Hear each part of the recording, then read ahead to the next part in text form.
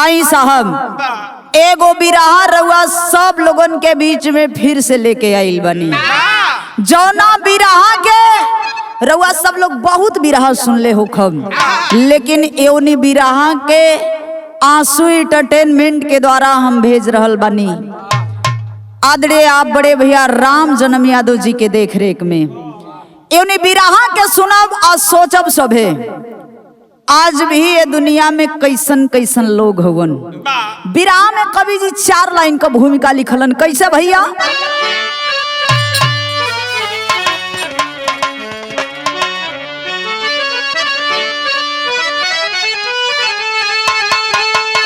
धन्य भारत की धरती चमकती जहां, सर्वदा ले अंगूठे चमत्कार से, महिमा नारी की भारी है दिखती जहां, पतिव्रता इस सच्चे व्यवहार से, देवता जिसका पति से है बढ़कर नहीं, अरे तो पति के गति से सती स्वर्ग पाती है नारी, मौत भी हिम्मत है हारती जिसके आगे,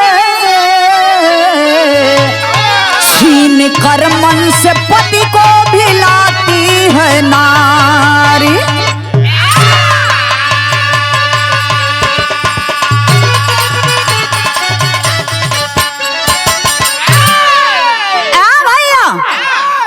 सतयुग में सुने के मिलल कि सती अपने पति खातिर सती जैसे सती नाम रहे वैसे सती हो गईलिन, अपने पति के छीन के लिए अलिन। लेकिन कलयुग में ऐसन देखे के मिलल। का देखे के मिलल भैया? बिरहा में गजल का टुकड़ा लगल।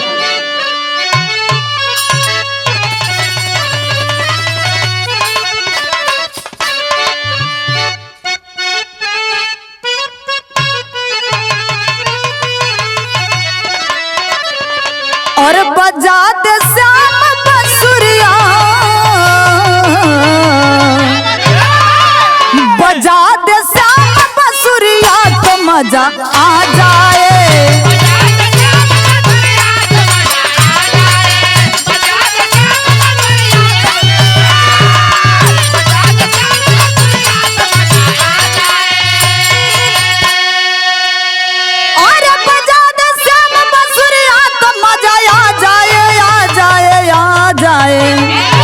हिला दे पतली कमरिया तो मजा आ जाए, हिला दे पतली कमरिया तो मजा आ जाए, हिला दे पतली कमरिया तो मजा आ जाए। लेकिन कवि जी बिरहा के लाइन में लिखलन हो। का लिखलन हो? अरे दिखाए अरे दिखाए आँख काल क्या मजाल नारी से,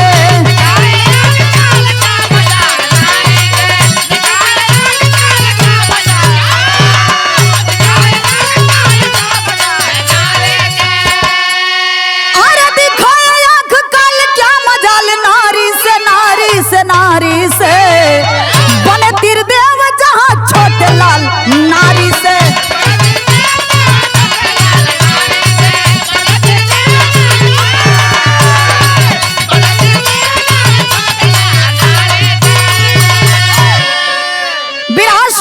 साथी गौर करेंगे, बिरहा का कहानी शुरुआत हो गई, नजम का लाइन लगल।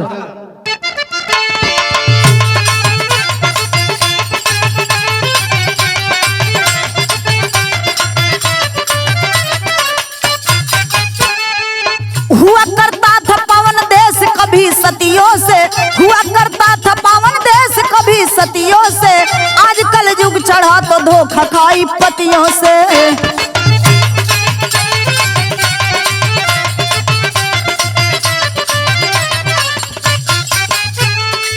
सती सावित्री जैसे पतिव्रता नारी का, सती सावित्री जैसे पतिव्रता नारी का, छीन ली यम से पति कथा बेचारी का।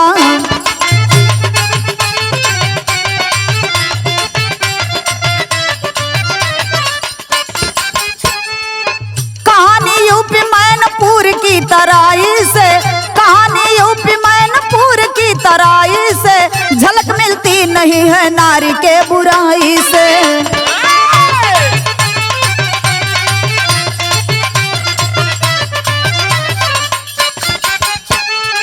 दूर के रिश्ते ने बंधन सारा तोड़ दिया, दूर के रिश्ते ने बंधन सारा तोड़ दिया, कहानी प्यार को समाज को झकझोर दिया।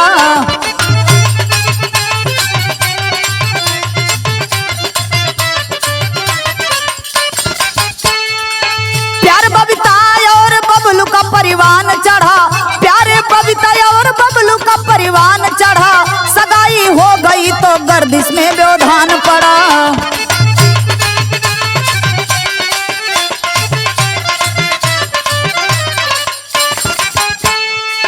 आई ससुराल तो पति का पूरा प्यार मिला, आई ससुराल तो पति का पूरा प्यार मिला, खुश थी बबीता जैसे खुशियों का संसार मिला।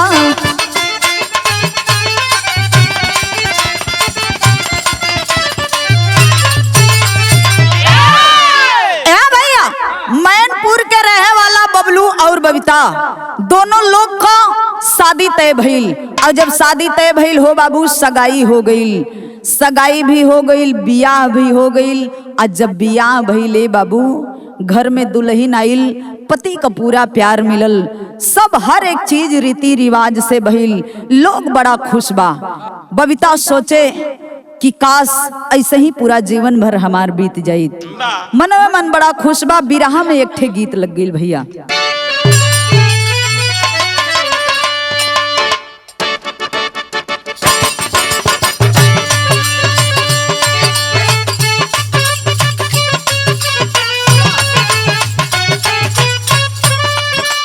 ए परवीर जी, कोनो मेहरारू बड़ा परेशान रहे, एगो दरोगा जी से अपने दिल का बात कहे। का कहे? पिया बसा परदेस में हमरो हो,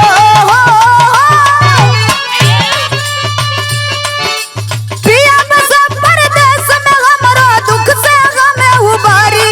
ए दरोगा जी देवरा करेला बरियारी, ए दरोगा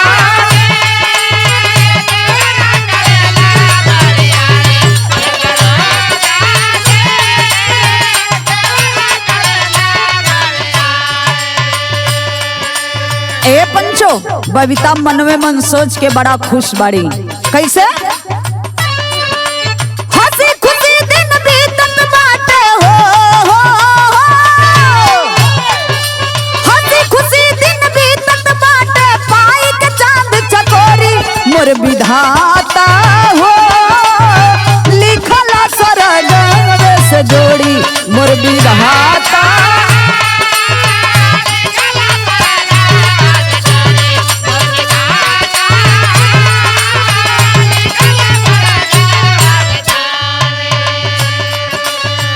बबीता सोचे कि हमनी को जोड़ी है भगवान, तू रच के भेजले हुआ। बबीता सोचे का पूजली बबीता निस दिन पति के चरणवा,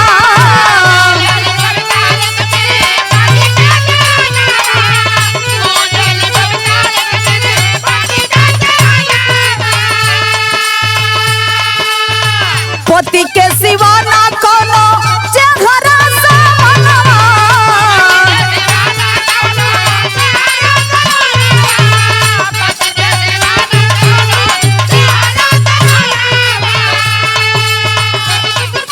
पतिव्रता के धर्म निभावे हो, पतिव्रता के धर्म निभावे, कलयुग में गोरी, मोर विधाता हो लिखला सरग से जोड़ी, मोर विधाता।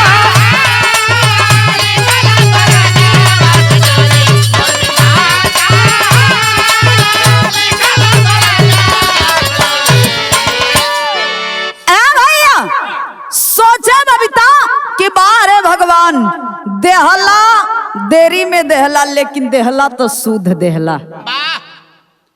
बबीता सोचे, लेकिन एक दिन भइल का, लोग जब बबीता के देखे तो कहे कि बाहरे आज का नई नवेली दुल्हन, लेकिन एकर सोच कितना पुरान बा।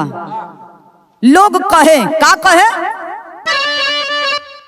नई दीवानी सोच पुरानी कहते लोग लुगाई थे।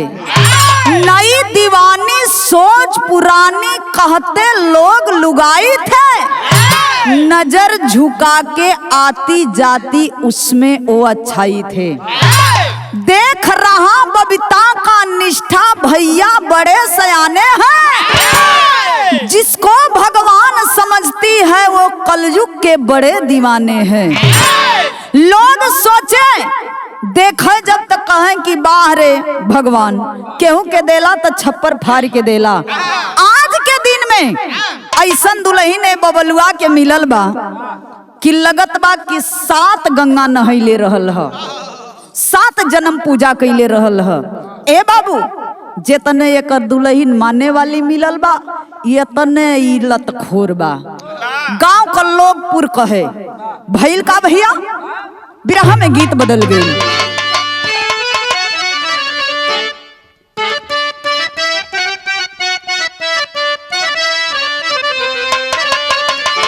यह गीत के लाइन बा कि तूने अजब रचा भगवान खिलौना माटी का।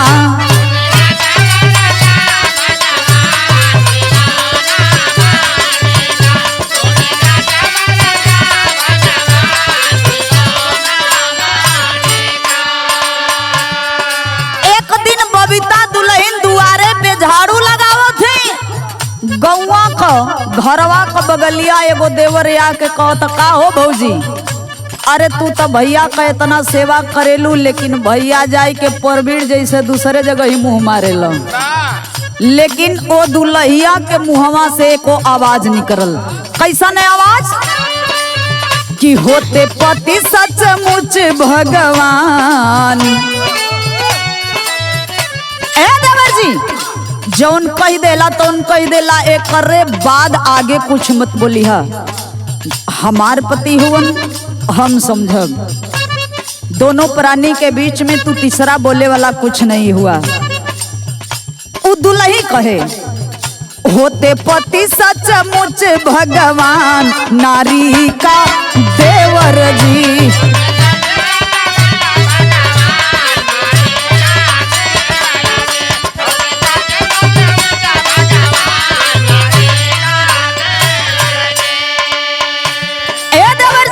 एगो बात और सुनला, कौन बात?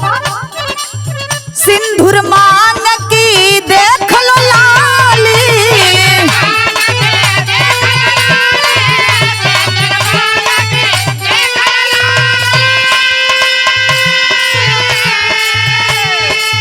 पतिव्रता धर्म कर रखवाली।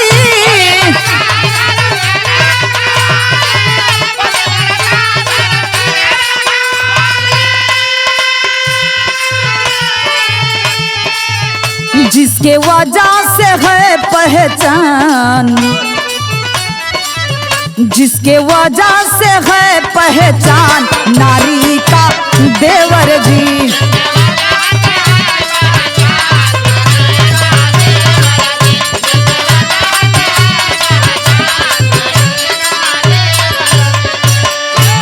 काला से बबुआ तोहार बहन शादी बियाह नहीं भइल न, तो मेहरारू के पाले परबा तो सुधर जइबा। लइकवा कला से भौजी तू हमके का सुधारत हूँ, तनी बबलू भैया के सुधारा ना। इ घरवा से जालन तो कौन कौन करनामा कही के आवेलन तो हमके कुछ पता नहीं बा। अरे पूरा गांव में हल्ला बा, पूरा गांव में शोर बा। कलश कैसन बात शोर बा हमके कुछ नहीं पता बा। और जानत हुआ देवर जी पति हमार हमरे खातिर भगवान हुन। भइल का भैया विदेशिया के लाइन में बतावे के पड़ल।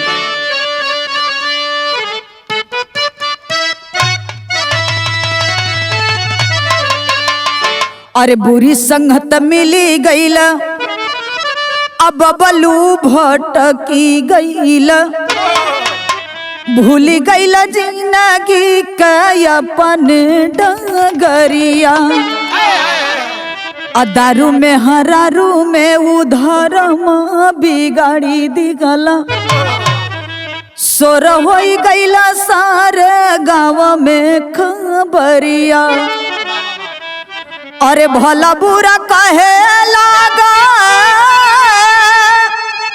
अरे अपने लुगैया के कबो कबो मारी पीटी नड़िया। अरे पूछे लगल बबीता से शिवम खबरिया हो अब भगती में बनल रंगलू भौजी बंवरिया। ए बाबू एक दिन बबलू जाय के दारू पियलन आ दारू पियला के बाद में कोठा पे गईलन। कोठा पर से जब घरे वापस अइलन हो बाबू त देखी अनजाने में बिना कोनो गलती कर लगलन बबीता दुल्हिया के मारे हो बाबू। आ जब बबीता दुल्हिया के मारे लगलन बबीता चू मुँह कुछ नहीं कैली ना कुछ बोलनी न चलनी आंख से आंसू झरझर झरझर चलत बा। बबलू छोड़ के चल दिहलन। आ जब बबलू छोड़ के बाहर गईलन ता देखी शिवम आके पूछे लगलन कि भाभी तो के हम कहत रही ना कि भैया के सुधारला लेकिन हमारे कहू बतिया नहीं मनलू। आज तू उनकर पूजा करेलू तू उनकर पाँव पूजलू लेकिन भगवान मनले तो के ऐसा सजा मिलत हो। लेकिन फिर भी बारे मेरे हिंदुस्तान की नारी एक ठे बड़ी ऊंची बात कलस भैया बिरहा के शैली में।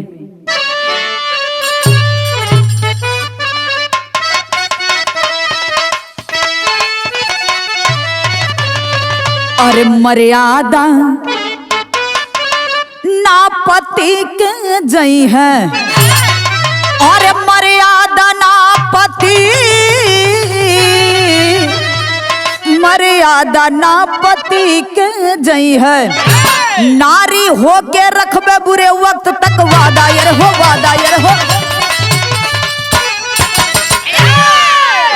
ए बबुआ भले तोहर भैया हमके मारत हवन पीटत हवन गाली देत हवन लेकिन हमार पति हवन बबुआ हमार भगवान हवन। आंख से आंसू झरझर झरझर चलत बा लेकिन भइल का बाबू बिरहा में एगो गीत लग गईल।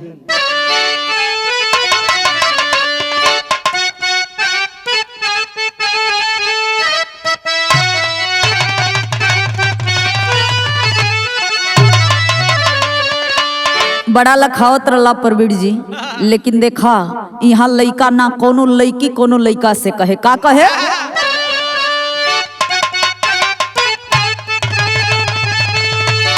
अरे काहे खिसियाइल बड़ा जान ले बका हो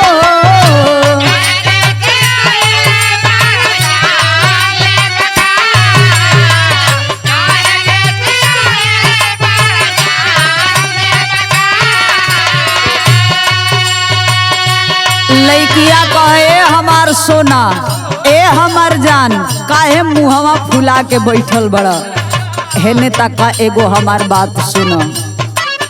काहे खिसियाइल बड़ा जान ले बता हो बोला हमर जऊ परान ले बता हो बोला बोला।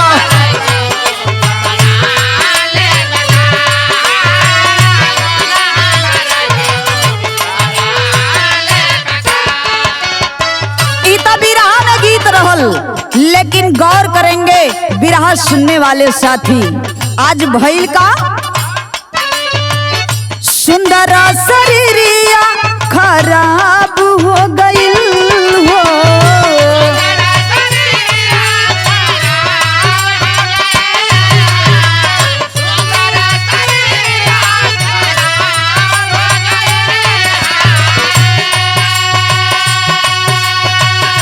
बिरहा प्रेमी जितने लोग मेरे बिरहा को सुनेंगे हमार हाथ जोड़ के निवेदन बा भैया बाबू ऐसन काम मत करिया लोग।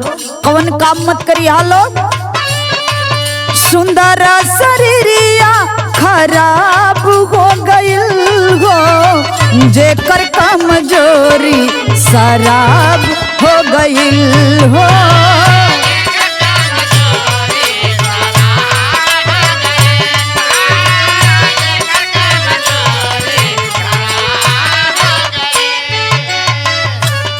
शराब पियले से जिंदगी धन दौलत का सब कर नाश हुई।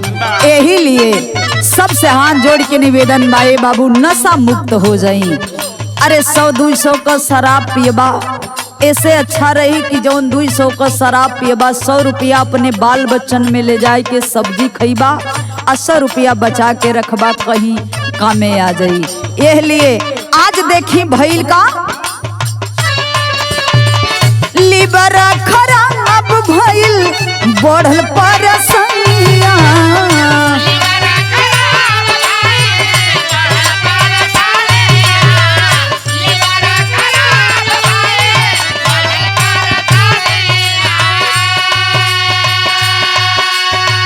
पति के वियोग में ममता जोगिनिया।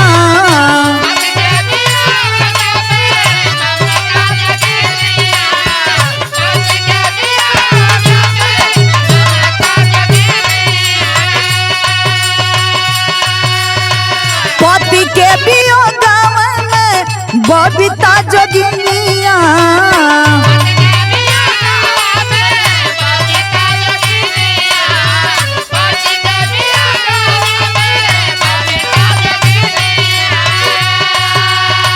कितना डॉक्टर के जवाब हो गइल हो।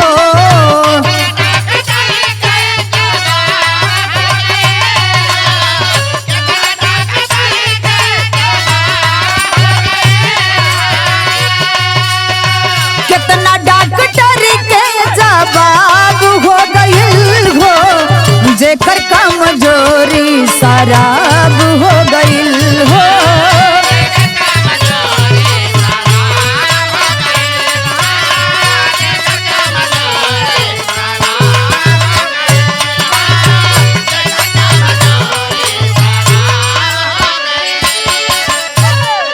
ए बाबू इतना शराब पिए लगलन बबलू कि दिनों रात शराब के नशा में, और जब तनको भर नशा खत्म होके हो भैया तब घरवा छोड़ के कोठा पे मिले। इतना स्थिति खराब हो गई। लेकिन ए बाबू बाहरे वो औरत बबीता हो बाबू हथवा जोड़े अपने पति बबलू के समझावे कि स्वामी ऐसन मत करी, ऐसन मत करी, जिंदगी जवाल हो जाई। लेकिन बबलू एक बात नहीं माने। आखिर शराब पियत पियत तबीयत इतना खराब हो गई कि जितना घरे पैसा कौड़ी रहल हर एक चीज गहना गुड़िया बेच के रुपया पैसा सब कुछ दवाई में लग गई। आज जब दवाई में लग गई हो बाबू सब ओर से हाथ खाली हो गई। तो आज देखी भइल का बिरहा में गीत चेंज हो गई भैया।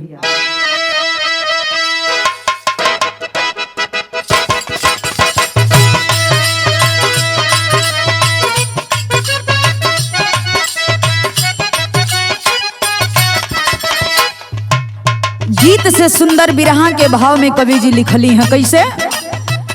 पति के बीमारी से लाचार भइली बबीता।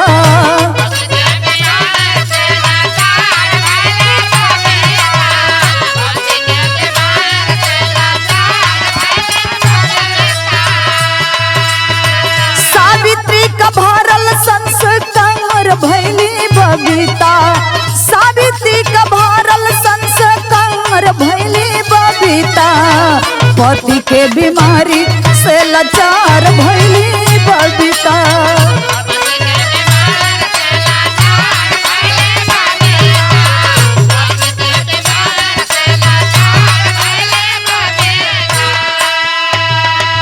ए बाबू जहाँ तक हो सकल अपन रुपया पैसा लगा करके आ दवाई बबलू का करावत बड़ी। जब अपने लक्ष्य पैसा कौड़ी खत्म हो गई तो एगो काम औरी करे लगली का करे ली इलाज लेके नैहर से रुपया।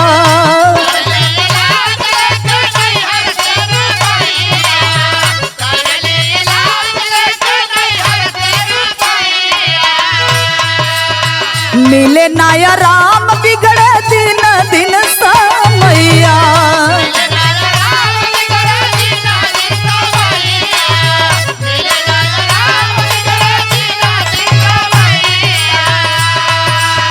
अब तनाई हरवो के भोर भइली बबीता।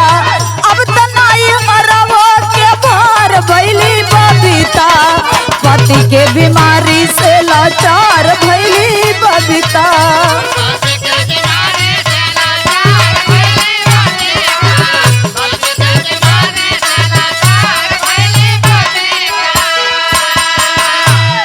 हे पंचो, हालत में कुछ सुधार नहीं आवत बा। नैहर से जितना भी हो सकल रुपया पैसा ले करके दवाई दर्पण करावे लगली न हो बाबू।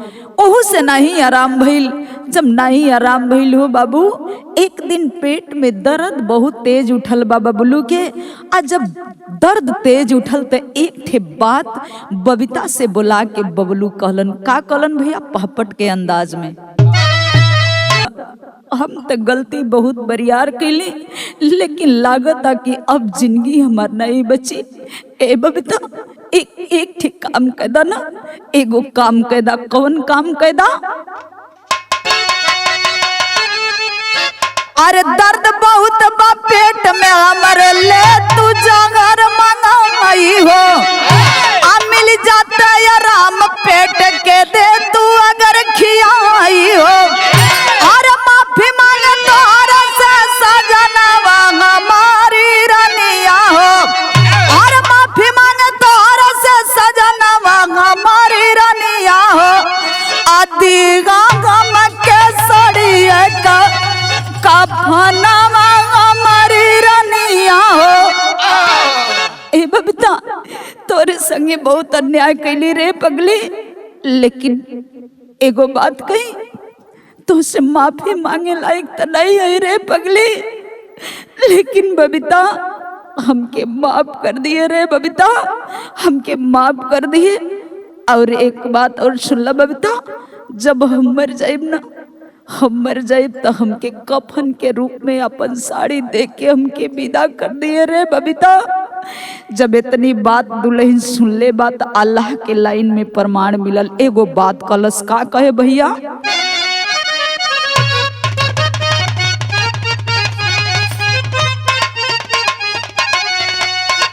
अरे बबीता सावित्री वाली सोच के कंगनिया बाबू, पति के बचावे अपने मौत से ढके।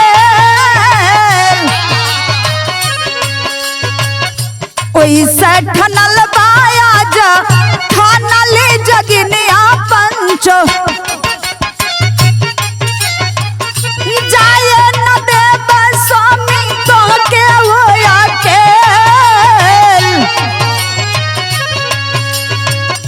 गहना या गुड़िया बेची थोड़ा सा जमीनिया बाबू, लेके अस्पताल पहुंची छोड़ी के जामेल। जांच होवे लागल आज सागरो बदनिया बाबू, डॉक्टर कहे लाइन कर लीवर भइल फेल। 60% लीवर दिहली बबीता रनिया बाबू,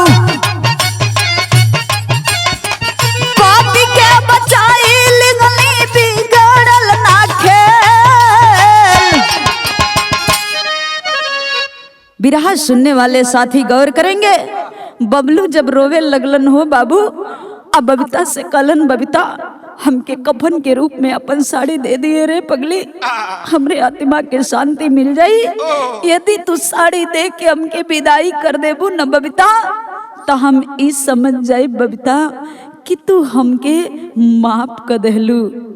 ए बाबू, बबीता के आंख से आंसू चलने लगल। स्वामी, अगर जो तू चल जाइबा ये दुनिया के छोड़ के, तो हम रह के का करब? हमू जहर खा ले मर जाइब, लेकिन जब तक लड़ब कि जब तक हमरे शरीर में सांस रही। ए बाबू, कुछ जमीन बचल रहल, कुछ गहना गुड़िया रहल, बेच करके और लेके पहुंचली डॉक्टर के पास। जब शरीर चेक होने लगा तो डॉक्टर बताया इसका लीवर फेल है। ए बाबू, जब इतना बात बबीता सुनली तो कली साहब, ए साहब एगो काम करी ना साहब, हमरे सुहाग के बचा ली ना साहब, हमरे सुहाग के बचा ली साहब। यदि हो सकत था तो हमार लीवर निकाल के इनका में फिट कर दी साहब। हमरे सुहाग के बचा ली साहब। जीवन में कभी ऐसा न भूलब साहब। आप हमरा खातिर भगवान हो जाइब साहब। ए बाबू डॉक्टर 60% लीवर निकाल करके और बबलू में फिट कर दिए। और जब बबलू में फिट भइल बाबू तो लास्ट में बतावे के परल खड़ी के अंदाज में।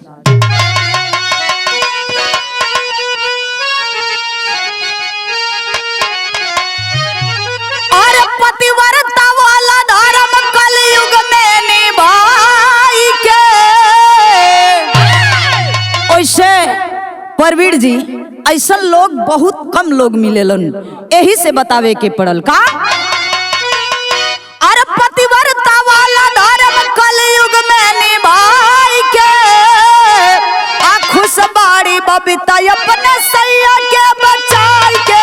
खुशबाड़ी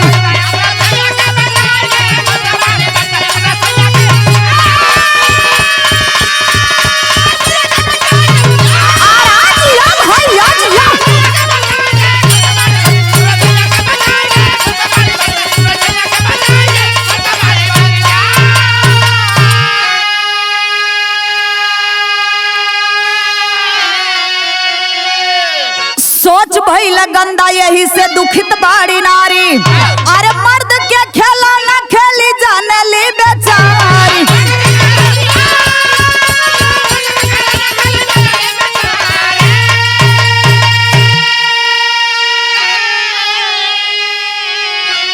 अरे दुख के हराई दिहली अपने पौआ से दबाई के। तो खुशबाड़ी बबीता अपने सैया के बचाई के हो खुशबाड़ी।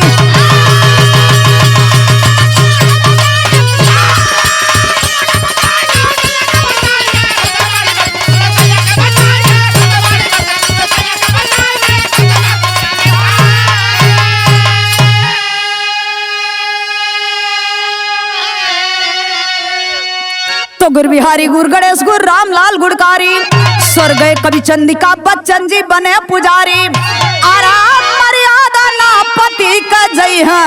ए हो मर्यादा ना पति का जय है। तो सीमा दशरथ कभी करे लपका वादा।